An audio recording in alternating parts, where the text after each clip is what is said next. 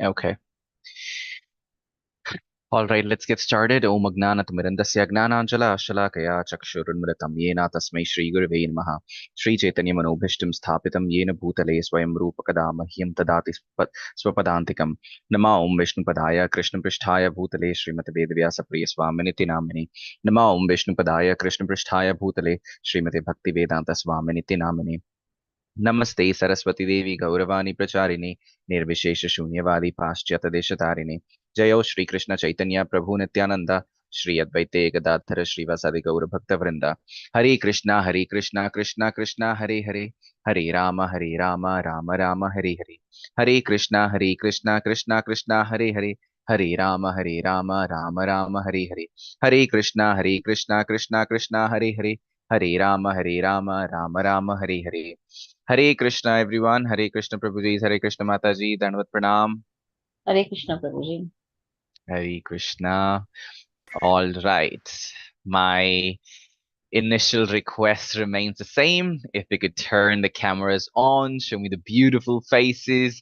If you're able to cover the chapter today, then this will be the last day when I'd be requesting all of you all to show your beautiful faces. But if you're not able to cover the chapter today, then we'll have tomorrow as well. So that's our backup. So yes, let me see all the beautiful faces get lit for the final session today. Wonderful. So let's get started with a quick recap of what we've learned in chapter number 16 and chapter number 17. Who would like to give us a quick recap of what we've covered? Let me also look at the chat box. I often neglect the chat box. Apologies for that. Okay, now the chat box is ready as well. Anyone who wishes to type and let me know what we'd covered yesterday, or anyone who wishes to voice out. Hey, come on, this is cheating. Y'all were still supposed to keep your cameras turned on. The moment I asked question, everybody zap, cameras turned off. All right. Okay, so we've learned about the divine demonic qualities in chapter 16 and about the food sacrifice and charity done in the three modes in chapter 17. Wonderful. Yes. What else? Sattva bhava, rajo bhava, and shuddha sattva bhava. Right? So the third one, shuddha sattva bhava, which takes us to the Supreme Personality. Whereas sattva bhava takes us to the Brahman, right? Yes, Om Tat Sat. I'm sure everyone remembers this. Om Tat Sat. When do we recite these? These three syllables, Om Tat Sat. When do we recite? Anyone? Gayatri Mantra? Yes, but when is it actually recited? See, Gayatri Mantra, according to the spiritual injunctions, or for that matter, the Vedas, unless and until the Guru has, given you Gayatri, it is not recommended to recite. So, again, individuals do it as their own faith. But yeah, apart from that, we've spoken about yagna. We've spoken about doing it during the charities. When you donate something, when you give charity, just say Om Tat.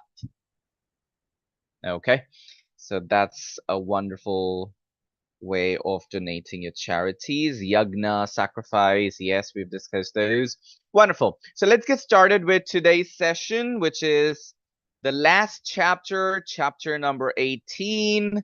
Let me share the screen. Do let me know if y'all are able to see the screen.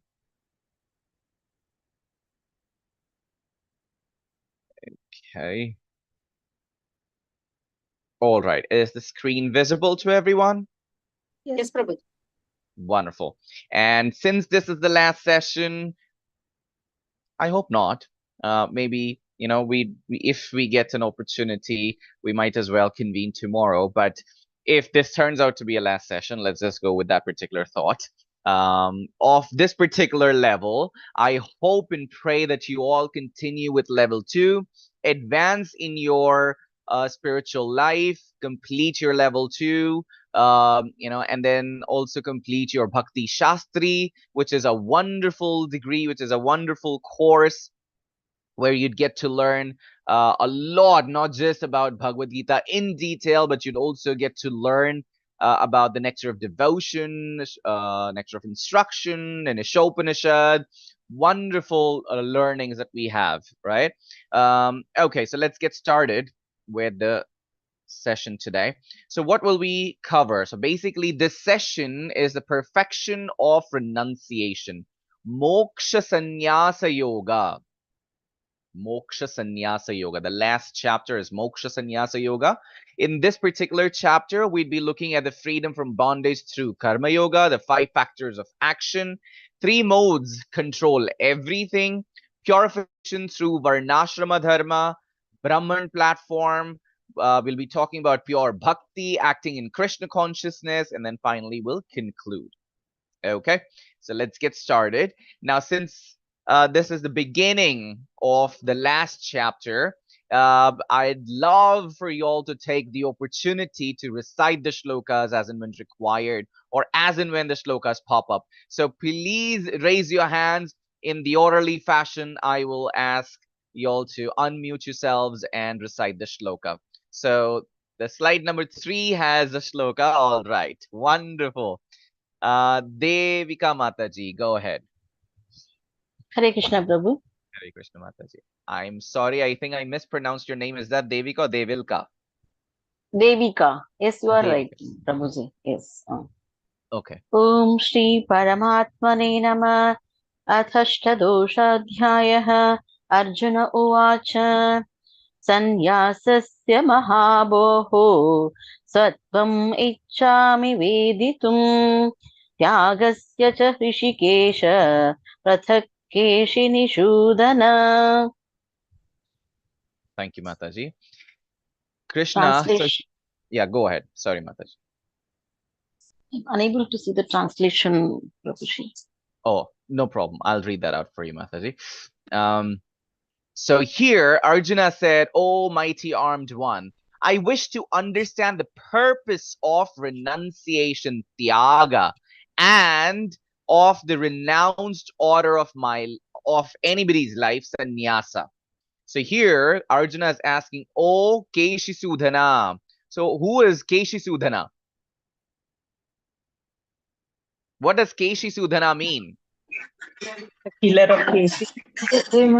Killer of the Keshi demon Keshi, right? Did we hear about this story of a huge or humongous horse named Keshi who was sent by who?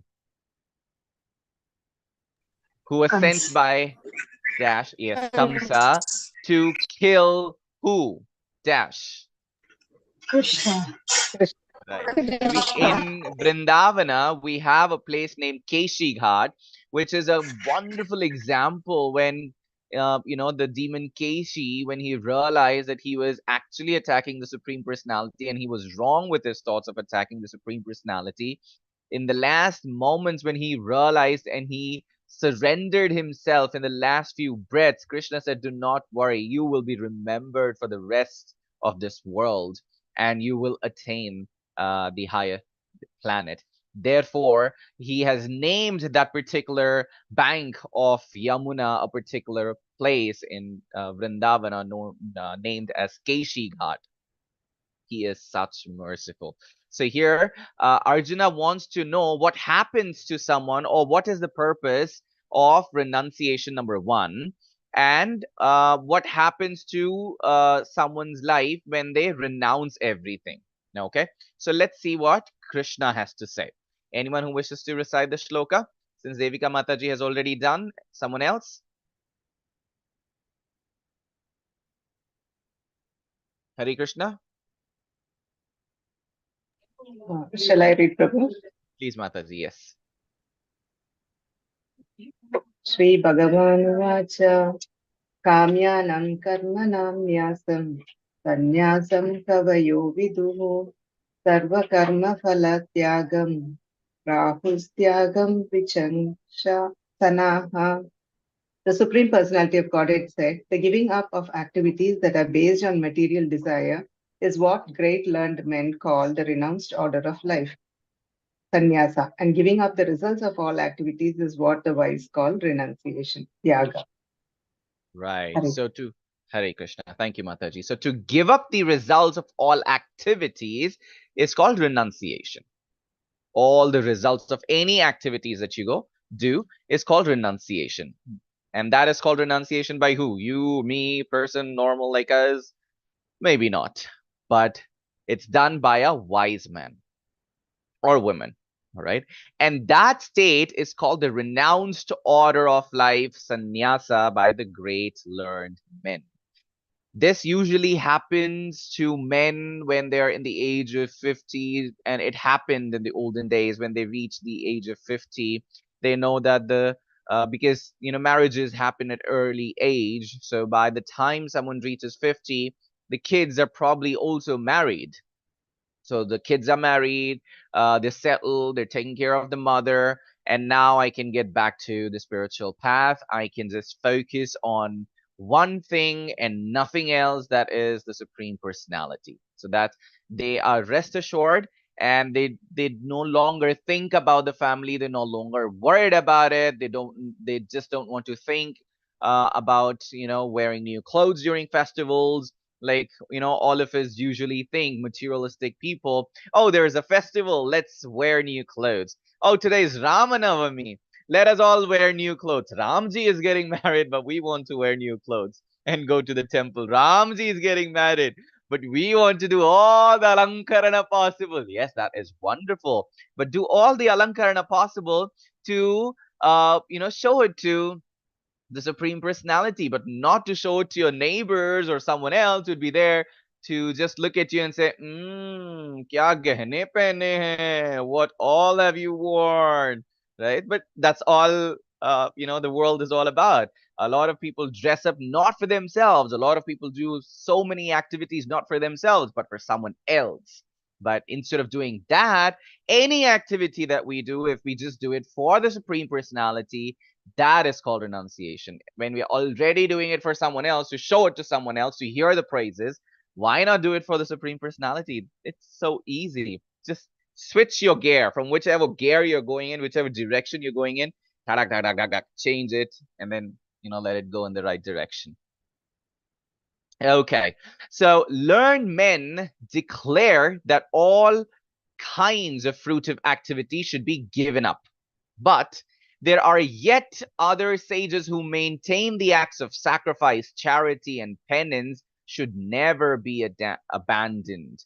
A lot of people think the moment they take sannyasa, they say, I've just taken sannyasi. What should I even do? I will probably just chant and sit and do nothing. There's no sacrificial acts or righteous acts that I wish to do or I have to do. I've any which ways taken sannyas. I've renounced everything. What else do I have in my life to take care of?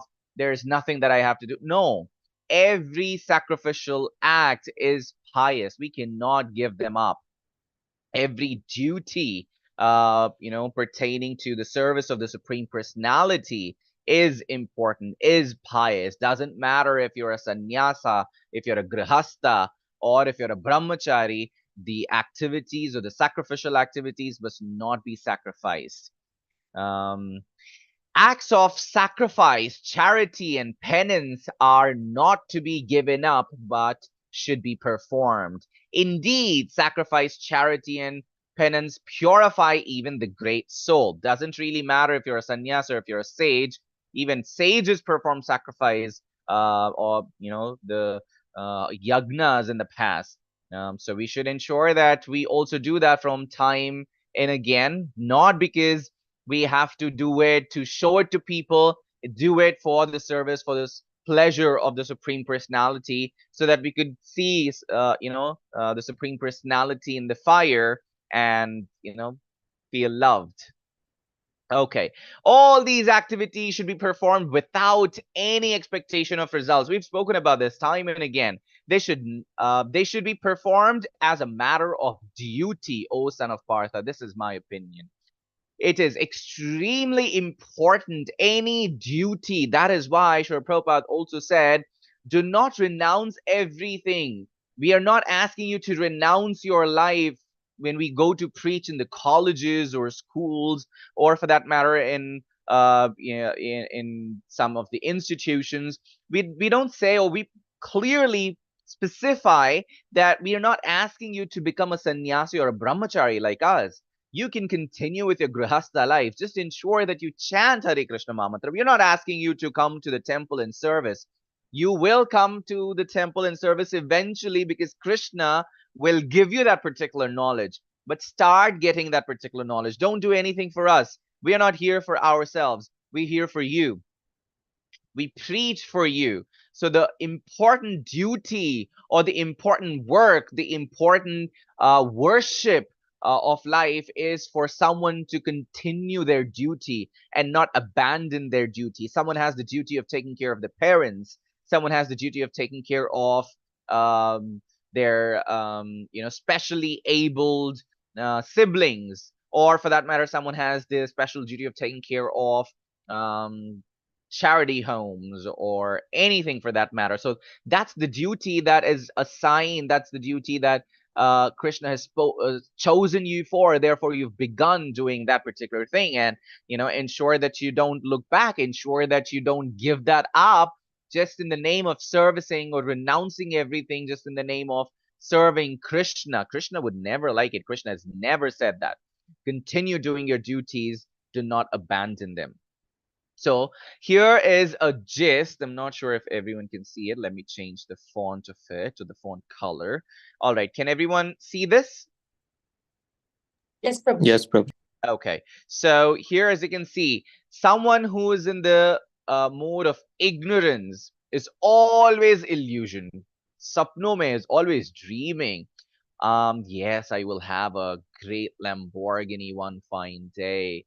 Or for that matter, I shall ensure that I pay off all my debts to this individual. I have so many maids. The moment I get down from the car, there's a red carpet. A lot of people are clapping for me. And then, I've become a prime minister one day, or I own a big house. This person's always dreaming. Dream if you really have to. Dream for Krishna, and then Krishna will give you that particular knowledge to not be ignorant. And then passion. Someone who's fearful, difficult duties, they do not wish to perform. They just want to perform the easier tasks. But someone who's in the mode of goodness would never escape from their duties, would always fulfill their duties.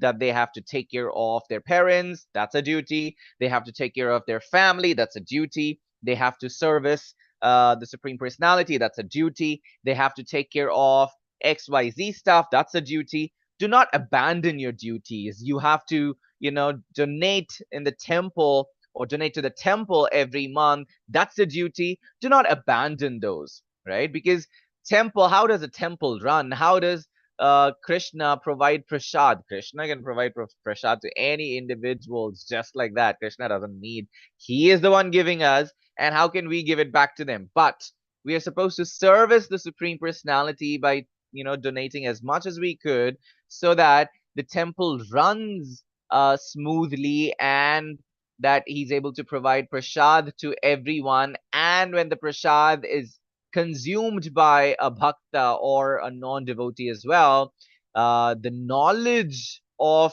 or for that matter, even attraction towards the Supreme Personality increases. And even that little spark of attraction towards the Supreme Personality will lead them to Bhagavad Gita, which is a knowledge, right? So that is an important part. So ensure that the duties are taken care of without abandoning them.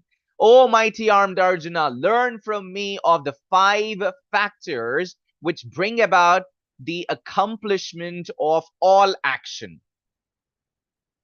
Accomplishments of all action are, or we get the accomplishments of any activities that we do by ensuring that we keep a focus on these 5 factors. That is, 1, the place where the activity is performed. Please ensure or know whatever you're doing, the place is appropriate.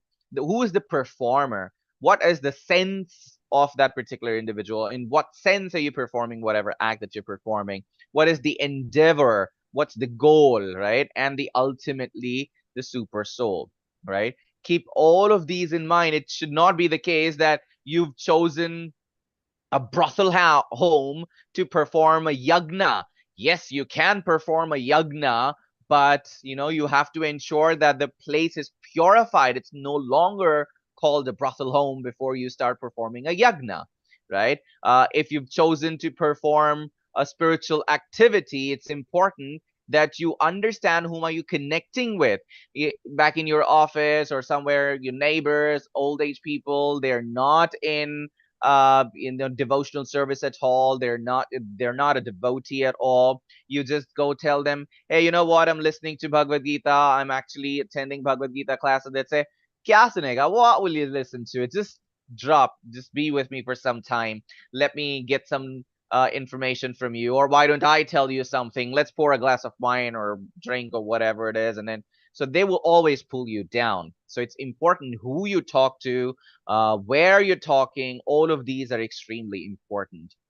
Just because we are in this Krishna consciousness, you cannot go anywhere and everywhere and talk about the Supreme Personality. If you do so, there is your loss. There is no loss of the Supreme Personality himself. He's always there to protect us. He's always there to be with us.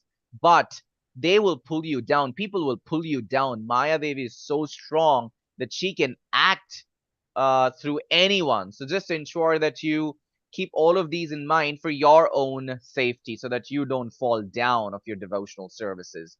Therefore, one who thinks himself the only doer, not considering the 5 factors, is certainly not very intelligent and cannot see things as they are.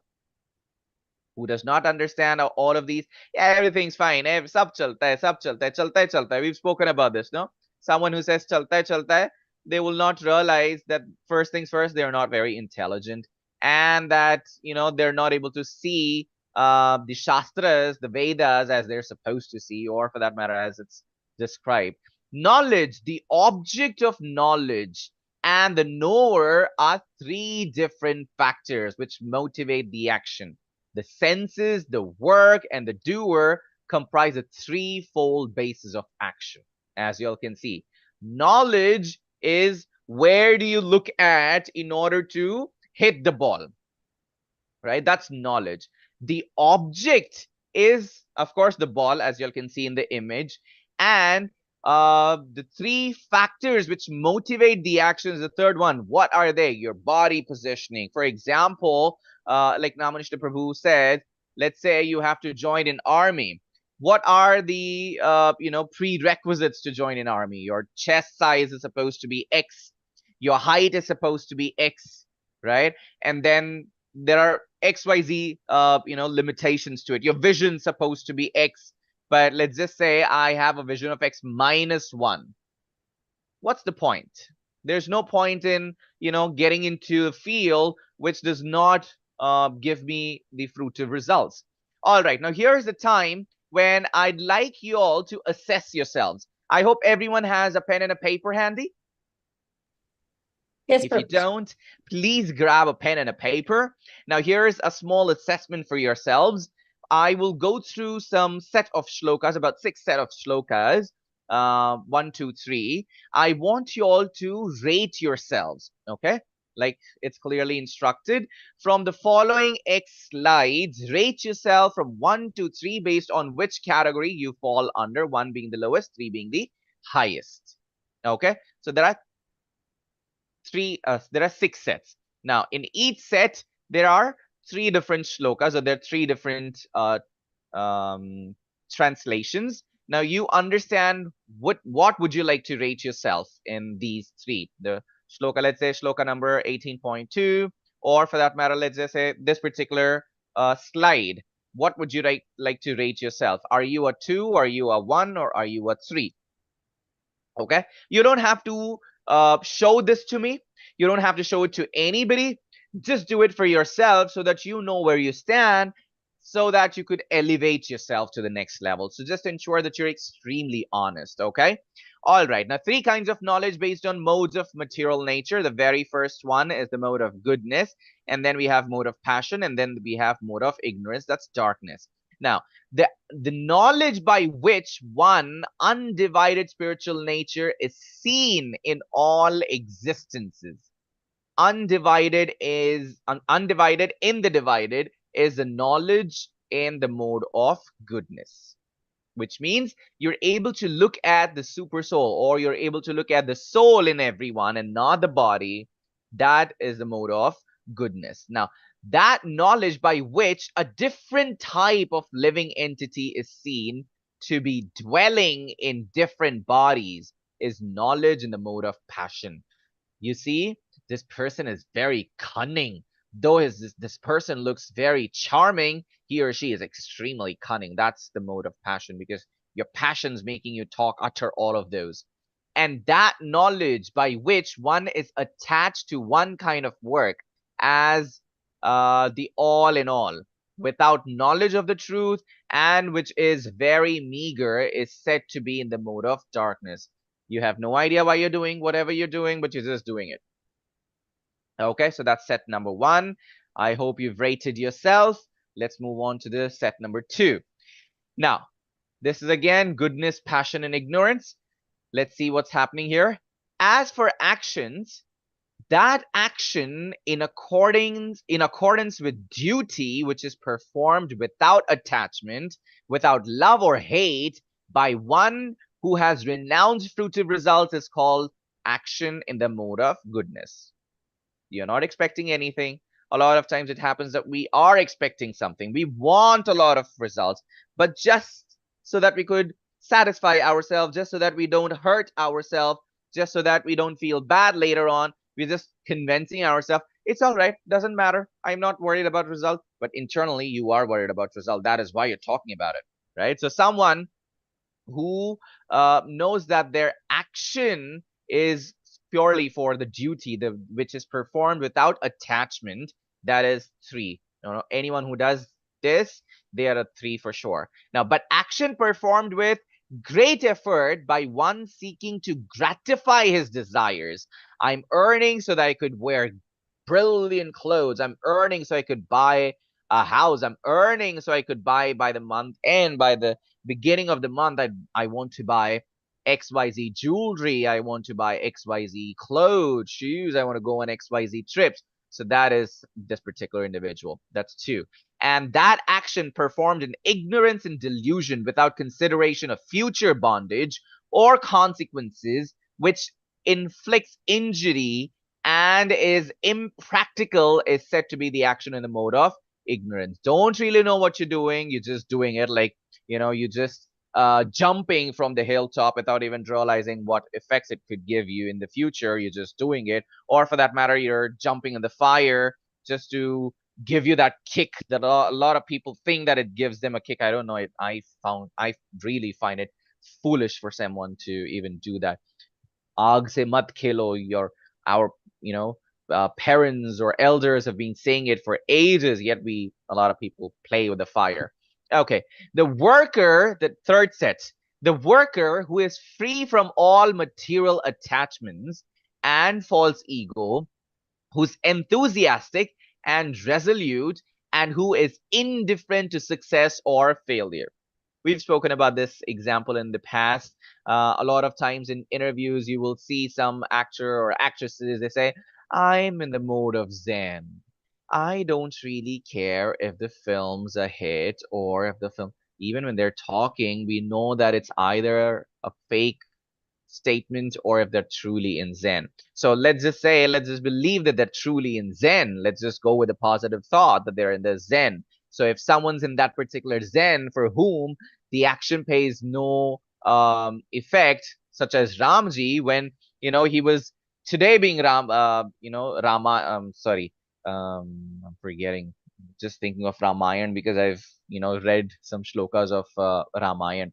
Today being Ramanavami, we'll have to talk about him. So during his Rajabhishek, when he was about to become the king of the throne, all of a sudden when he was getting ready, he was asked to sacrifice everything and go to Vanavas. What happened at that point of time? First things first, he was not at all happy about either taking up the kingdom, or he was not even sad about going to Vanvas. His reaction was, all right, I'm either doing this or I'm either doing that. So that, such individual, such a personality, such a thought is a 3 here. But that worker who's attached to the fruits of his labor and who passionately wants to enjoy them, who is greedy, envious, and impure and moved by happiness.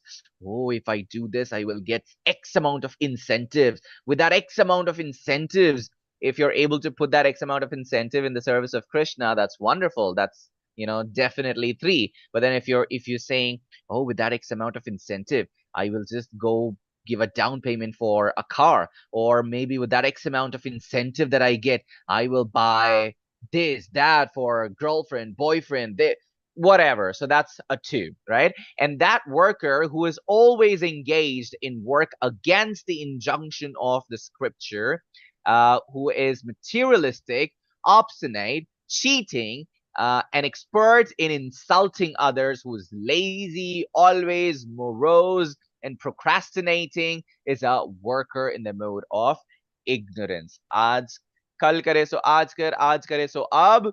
But this person says, aaj kare so ab kare so kal kare, aaj kare so parson kare. So the person is so lazy that, the person just keeps procrastinating the work or any, duties that he's been assigned to. Second, Hare Krishna. you are only worried about your happiness, you're greedy, and you're moved by happiness. The second one is Hare Krishna, Mataji. That is, you're attached to the fruits of his labor and passionately wants to enjoy. You are greedy, envious, impure, and moved by happiness and distress. If a worker is Okay, let me just mute Mataji. That's wonderful. There's parallel translation, parallel preaching going on with the kids, I suppose. That's amazing. Okay, so this is the 4th set. Okay, now, O son of Pratha, O son of Pratha, that understanding by which one knows what ought to be done and what ought not to be done, what is to be feared and what is not to be feared, what is binding and what is liberating, that understanding is established in the mode of goodness. What is right, what is wrong, basically. Right? Should I do this? Should I not do this? Now, I've been cheating someone. Should I just go convince? I'm sorry. Should I go, why did I say convince? Okay. Should I go convict? Or should I not? Right? So that's a 3. Now, and that understanding which cannot distinguish between the religious way of life and the irreligious, between action that should be done and action that should not be done, that imperfect understanding, O son of Pratha, is in the mode of passion. Okay? Who's not able to categorize what is right, what is wrong. Who's sometimes doing this, sometimes doing that. He's just doing it in the mode of passion. Whatever the person feels really, anxiety about, curious about, the person's doing it. Okay, the understanding which considers irreligion to be religion and religion to be irreligion, ulta pulta, under the spell of illusion and darkness, and strives always in the wrong direction, O son of Partha, is in the mode of ignorance. Okay, so that was the set number 4. This is the set number 5. O son of Partha, that determination which is unbreakable, which is sustained with steadfastness by yoga practice, and thus controls the mind, life, and the acts of the senses, is the mode of goodness. Here we're not talking about yoga practice as in, the karma yoga. We're talking about the bhakti yoga practice. Okay, so do not be misled by this particular term yoga. We are not talking about the karma yoga, this asana yoga practice that we're talking about. No, we're not talking about that. We're talking about bhakti yoga. So the one who's determined, I have to wake up at 4 a.m. tomorrow so that I could offer Mangalarti at 4:30. That is determination. No matter what, even if I'm sleeping at 11:30 because I'm completing my class at 10:30 or 10:45, I have to wake up at 4.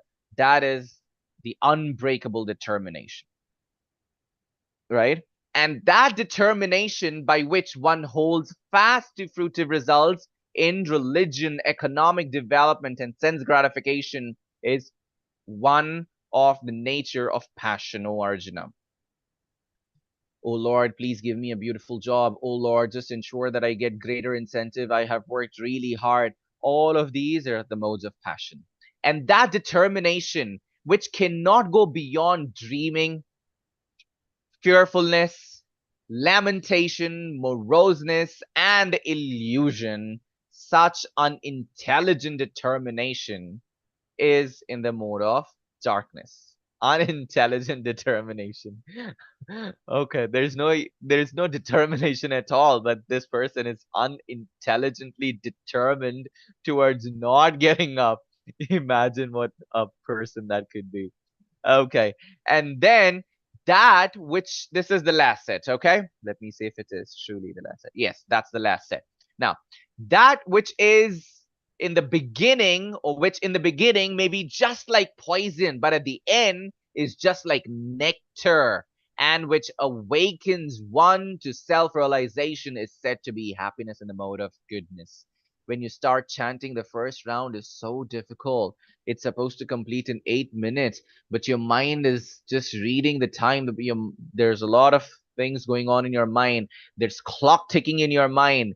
By the time you finished 5 mantras, your mind thinks, I've already finished 8 minutes. Why haven't I still completed chanting 1 round? When will I complete chanting 1 round? I still have to complete 15 more rounds. That is how it starts, and then you won't even realize when you've completed your 16 rounds. So that's what this is, all right? And then the happiness, that happiness, which is derived from the contact of the senses and their objects, and which appear like nectar at first, but poison at the end, is said to be the mode of passion. Contact of your senses. Oh, this food looks yummy. Just let me go hog. You hog chaat. Yummy, khatta, sour, spicy. Let me just go have this pani puri, golgappa. You have it and you realize you have motions the very next day. That's what it means here. And then that happiness, which is blind to self-realization, which is delusion from beginning to end, which arises from sleep, laziness, and illusion, is said to be the nature of ignorance. There's no reality about it at all. Everything is just hallucination.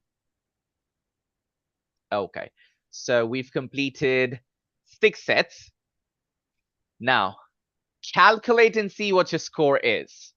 If your score is 18, then you're very near to the perfection. Please don't tell me what your score is. Please do not voice out what your score is. I want you all to introspect. Okay, this is just for you, not for me or not for anybody else. So if your score is 18, then you're extremely in the right path. If your score is 6, you're not doing so great. You still have a long way to go, but just continue chanting Hare Krishna Mahamantra and you will reach the level that you're supposed to. And if your score is 12, you are almost there. You're halfway there. Pick up yourself and increase your pace. You shall be there very soon. Okay. Now here, that knowledge by which one undivided spiritual nature. So all of these 6 into 3, 18 shlokas that we've seen on which you've rated yourself, we will go through them in detail. So basically here, anyone who sees the soul in individual and not the other, part of an individual, that particular individual is in the mode of goodness. That's what we're talking about. And someone's who's determination is unbreakable, just like Srila Prabhupada. At the age of 70, all that he knew was he was just supposed to fulfill the instructions, the order of a spiritual master, irrespective of how many years he failed in India to establish the Krishna conscious movement, when a lot of people were just, attracted by the Western world, when he could not complete the order given by his spiritual master, when he went in Jaladuta, cargo ship to America, when he had 2 heart strokes in the midway, yet he was determined to complete the, the instruction of his spiritual master. That is in the mode of goodness. Okay, now how do we understand which person is in which ashrama? That is based on their material nature. That is based on how they behave. That is based on their qualities. So the number 1 is Brahmana. Okay, so Brahmana's qualities are peaceful. He or she self-controlled, austerity, purity, tolerance, honesty, wisdom, has knowledge, and religious. So these are the 9 qualities of a Brahmana. Whereas for a Kshatriya, there are 5 qualities. What are those? Heroism, power, determination, resourcefulness, and courage. These are the 5.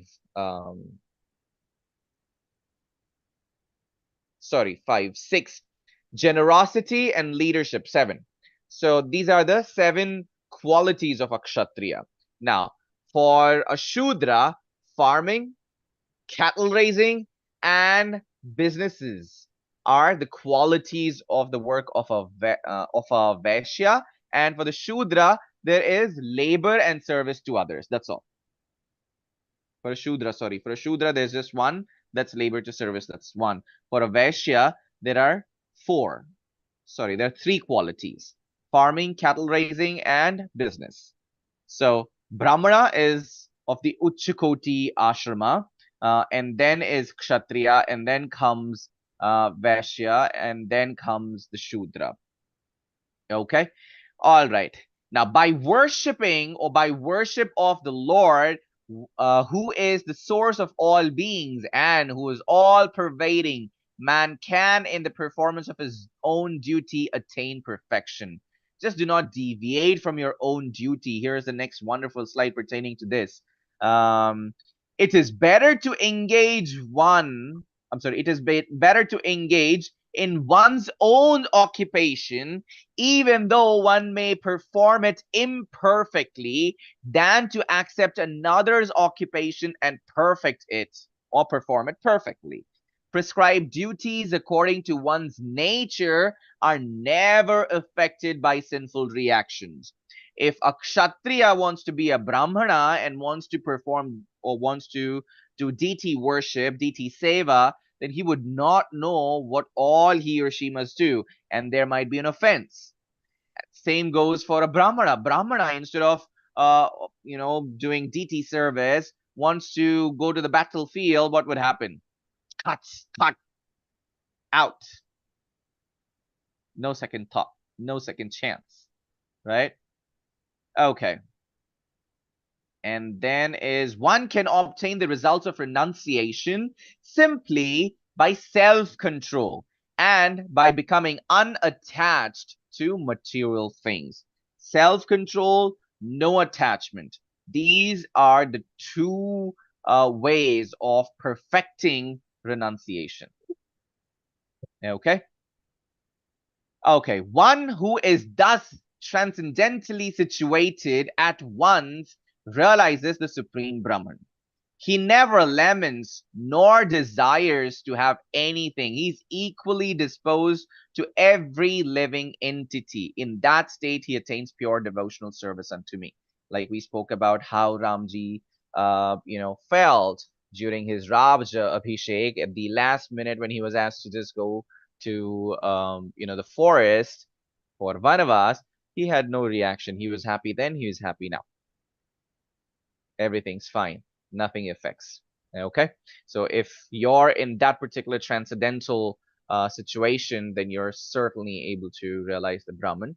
And if you're able to realize Brahman, then you're no more lamenting towards anything, or you're no longer desiring anything except the desire to service the Supreme Personality himself. Okay. One can understand the Supreme Personality as he is only by devotional service. We've spoken about this in Vaikuntha.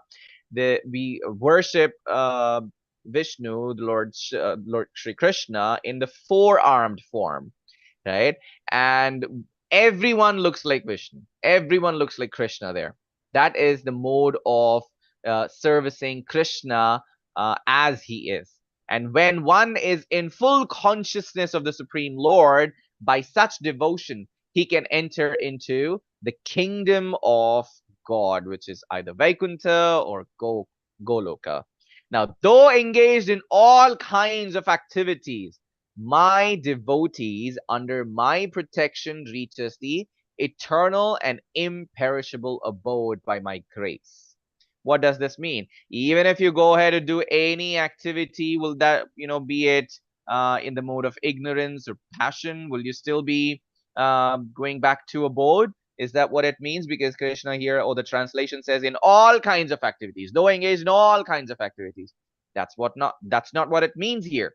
Here, but Krishna says, though engaged in all kinds of activities serving Krishna, such as, when you're in the deity worship, you have to ensure that you have to take care of the alankarana, you have to ensure that you have to cook food, you have to ensure that you put Krishna to sleep, you have to ensure that you offer right bhoga at the right time, you have to ensure that you offer fresh water all the time, fresh flowers all the time.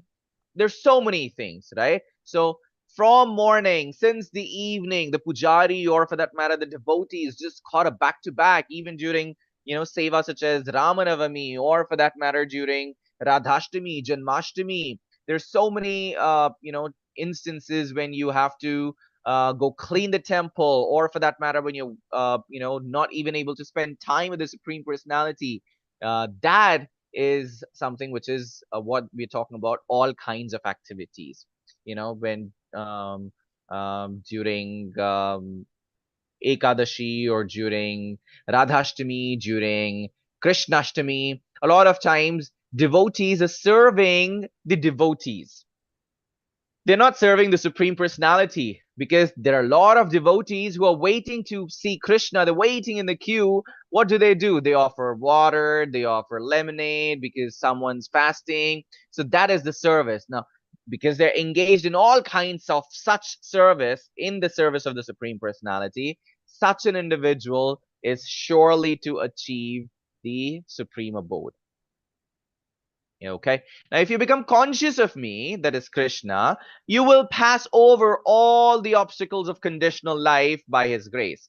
If, however, you do not work in such consciousness, but act through false ego, not hearing me, you will be lost in spite of going through Bhagavad Gita, in spite of getting the knowledge of Bhagavad Gita, in spite of completing 17 chapters, being in the 18th chapter. If we're still going and hogging food outside, if we're still, doing all the, nefarious activities, smoking, drinking. Looks like it's raining, and my network might disconnect. I hope it doesn't. Okay, so let me try to wrap it up as soon as possible. So yeah, so when you're involved in all kind of such nefarious activities, then there's no use. That means you're not listening. And if you're not listening, then the loss is yours. That's what clearly Krishna says. There's nobody at loss except you. Okay. The Supreme Lord is situated in everyone's heart. We've learned this. And is directing the wanderings of all living entities who are seated as on a machine made of the material energy. Just like, let's say I have a car which is not a Lamborghini, and someone else has a Lamborghini. Now, Lamborghini or BMW or Porsche or which one is that? Rolls Royce. All of these cars have their own top-notch speed, but a layman's car does not have top-notch speed. So these speeds are different because the bodies are different. Similarly, every individual's progression or the speed of progression differs. Do not compare yourself from one person to another. Just focus on getting the knowledge. Do not focus on reaching a particular level by skipping the knowledge that you have to get. Okay, that's what Krishna is trying to explain here. O sign of Bharata, surrender unto him utterly. By his grace, you will attain the transcendental peace and the supreme and the eternal abode. Just like you see in the example, there was a king. Who knows the name of that particular king? Hare Krishna. Did I lose y'all?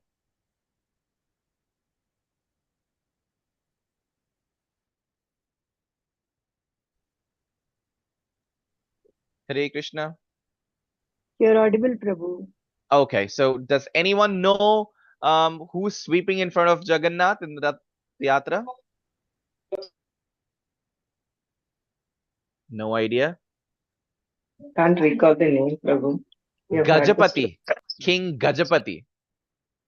So the story, everyone knows the story. When Chaitanya Mahaprabhu rejected him to be part of the Rath Yatra, because there was no place for a king to be there, because if king is there, then everyone's just worshipping the king. If king is there, then everyone's looking after the king, because they don't want the king to be hurt. Their concentration would not be on Jagannath. So when king wanted to be part of the ceremony, the Rath Yatra, the chariot ceremony, a festival, Chaitanya Mahaprabhu said no. And then slowly or eventually what happened was this King Gajapati changed his attire and came as a devotee and was sweeping, a king was sweeping the floor of, Jagannath. And that is called pure bhakti. So that's something that, is called surrenderance.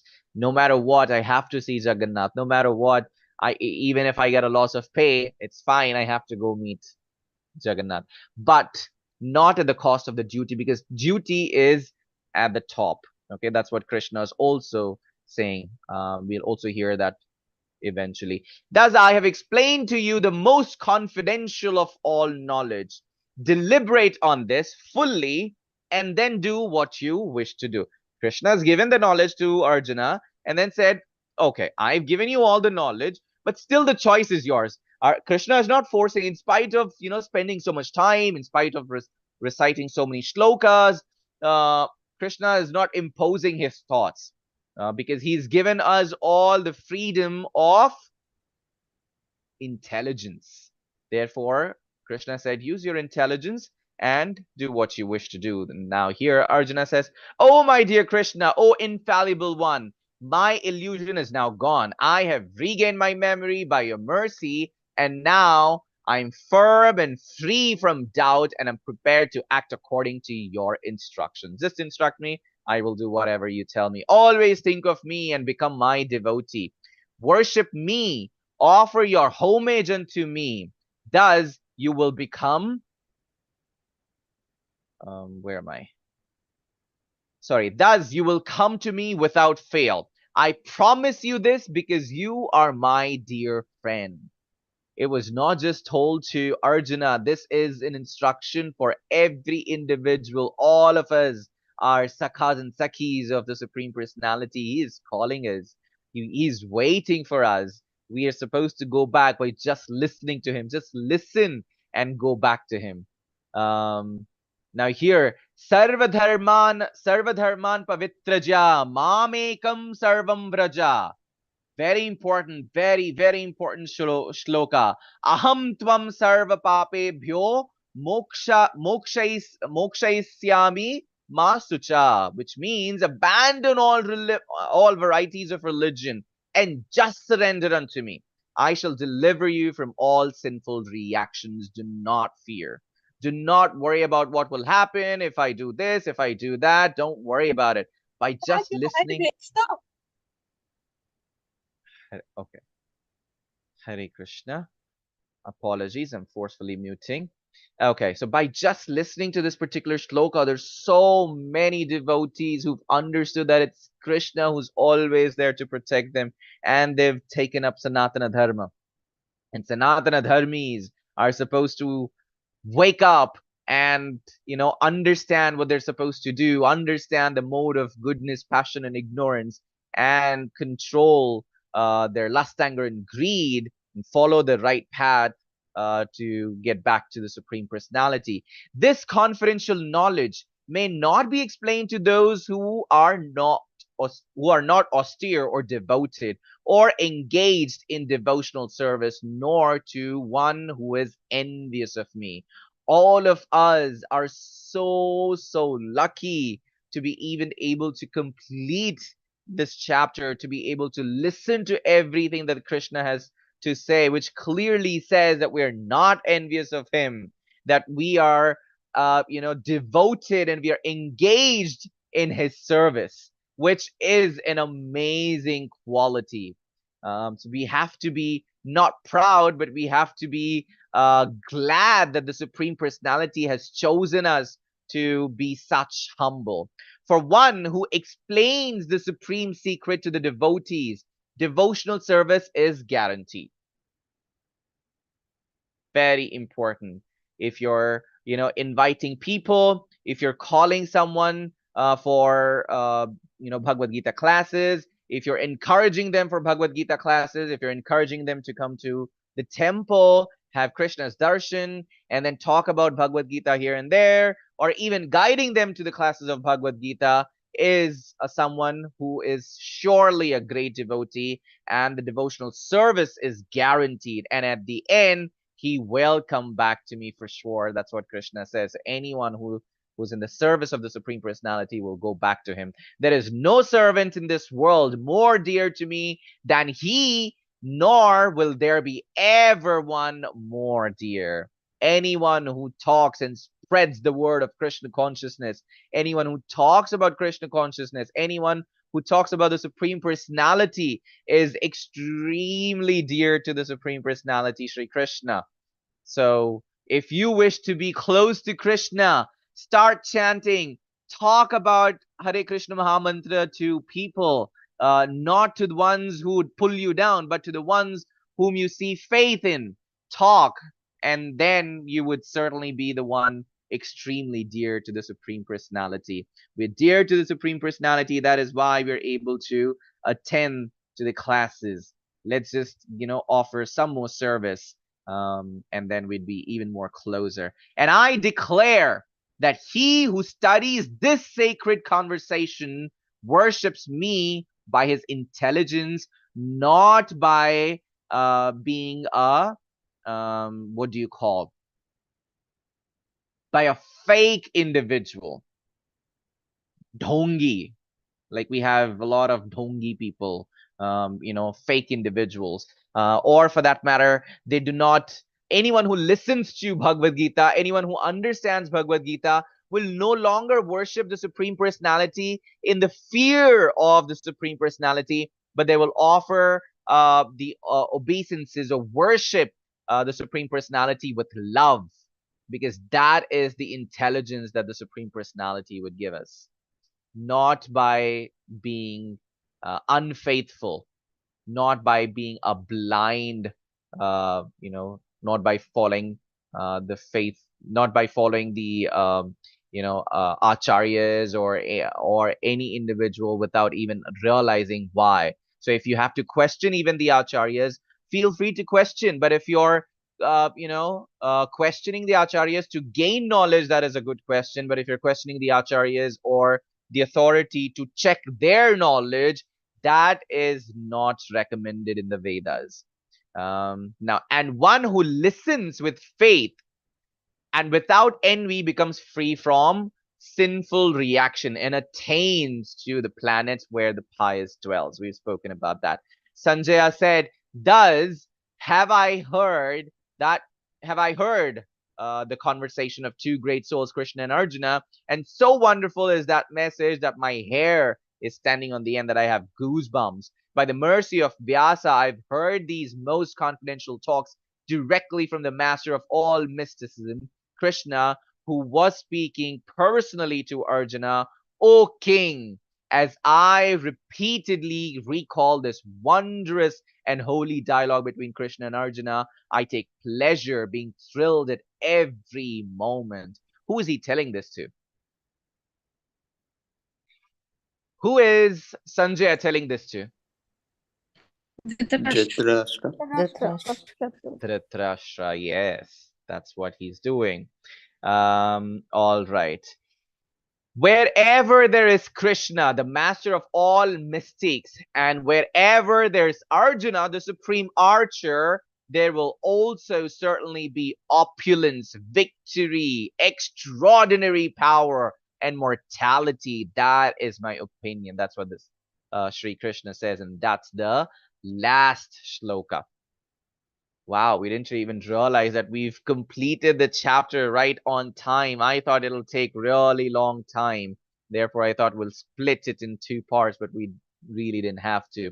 So yes, that's the end of chapter number 18.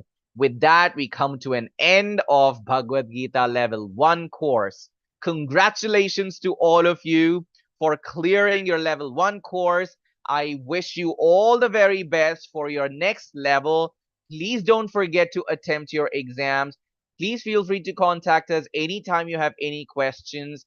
Please enroll yourselves for level 2 and advance in your spiritual life.